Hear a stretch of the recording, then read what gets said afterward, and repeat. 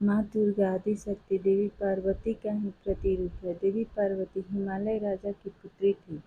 बचपन में ही उन्होंने भगवान शिव को अपना पति चुन लिया था, अतः वह सदा उनकी भक्ति और आराधना में लीन रहती थी। विवाह योग्य होने पर भोले शंकर को पति के रूप में पाने की कामना में वह एक ऊंचे पर्वत पर जाकर तप करने लगी। वहां उन्होंने कई वर्षों तक तप किया। उनके तप से प्रसन्न होकर शिव जी ने उन्हें दर्शन दिया और स्वयं को पति के रूप में प्राप्त करने का वरदान उन्हें प्रदान किया। इसके उपरांत दोनों का विवाह बड़े ही धूमधाम से संपन्न हुआ, जिसमें सारे देवी देवता, ऋषिगण और शिवगण सम्मिलित हुए। विवाह उपरांत उनके दो पुत्र थे, गणेश और कार्तिकेय हुए। भगवान शिव को पति स्वरूप प्राप्ति के लिए कई वर्षों तक किए गए कठोर तप के फलस्वरूप देवी पार्वती का गौर वर्ण सांवला हो गया था। एक दिन कैलाश पर्वत पर बैठकर हास परिहास करते समय भगवान शिव ने माता पार्वती को काली कह दिया। स्वयं के लिए काली संबोधन सुन देवी पार्वती रुष्ट हो गई और गौर वर्ण को प्राप्ति के लिए कैलाश छोड़कर तपस्या करने वन में चली गई। वन में एक वृक्ष के नीचे बैठकर वे कठोर तप करने लगी। इसी बीच एक दिन एक भूखा शेर भटकता हुआ वहां आ पहुंचा।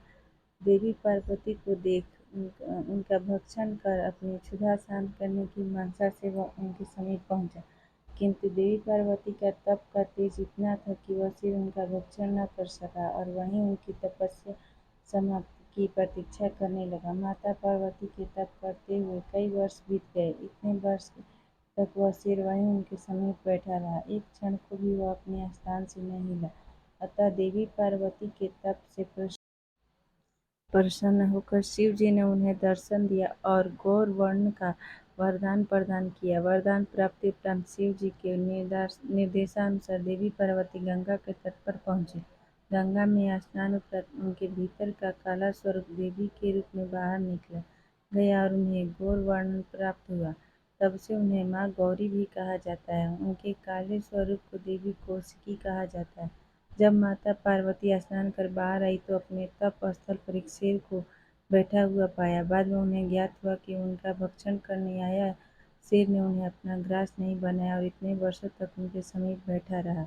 इस तरह वह भी उनके तप में सम्मिलित रहा। प्रसन्न होकर वर्षों तक तप में साथ देने वाले शेर को उन्होंने अपना वाहन बनाने किया। तब से ही माँ दुर्गा का वाहन शेर है और उन्हें माँ शेरावाली भी कहा जाता है। प्लीज़ दोस्तों, चैनल को लाइक एंड सब्सक्राइब करो। कमेंट सेक्शन में बताइए जानकारी आप लोगों को कैसी लगी।